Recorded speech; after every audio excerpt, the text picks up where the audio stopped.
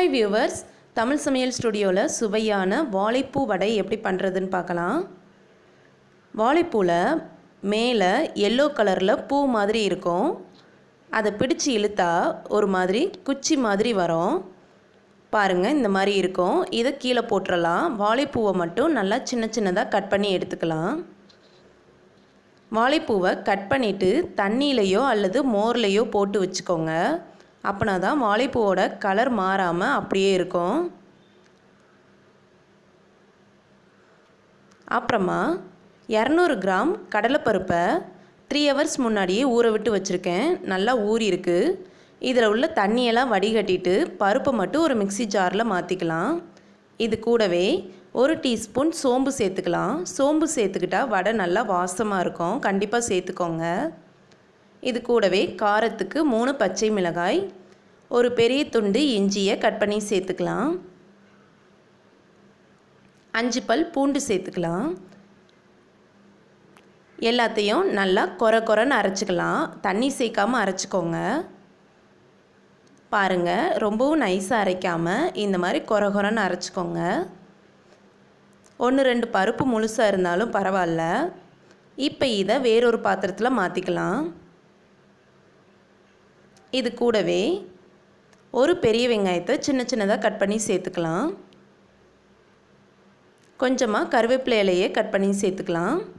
கொஞ்சமாக கொத்தமல்லி இலையும் சேர்த்துக்கலாம். நாம் கட் பண்ணி வச்சுருக்கிற வாழைப்பூவை தண்ணி இல்லாமல் வடிகட்டிட்டு இதில் சேர்த்துக்கலாம். தேவையான அளவு உப்பு சேர்த்துக்கலாம். சேர்த்துட்டு நல்லா மிக்ஸ் பண்ணி விட்டுக்கலாம். உப்பு சேர்த்து மிக்ஸ் பண்ணதுக்கப்புறமா உடனே எண்ணெயில் போட்டு பொரித்து எடுத்துருங்க. இல்லாட்டி அதிகமாக எண்ணெய் பிடிக்கும். பாருங்கள், இந்த மாதிரி நல்லா மிக்ஸ் பண்ணி வச்சுக்கோங்க. எண்ணெய் நல்லா சூடாகிக்கிட்டு இருக்கு. நாம் மிக்ஸ் பண்ணி வச்சுருக்கிற மாவில் கொஞ்சம் கொஞ்சமாக எடுத்து மசாலா வடைக்கு செய்கிற மணிக்கு நல்லா தட்டிக்கோங்க. இப்போ இதை எண்ணெயில் சேர்த்துடலாம். கொஞ்சம் கொஞ்சமாக எடுத்து இந்த மாதிரி எண்ணெயில் சேர்த்துக்கோங்க.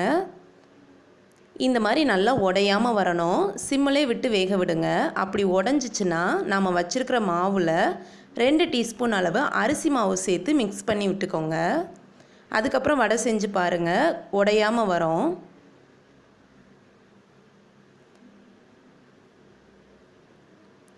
ஒரு பக்கம் வெந்துருச்சு, இன்னொரு பக்கமும் வேக விடலாம்.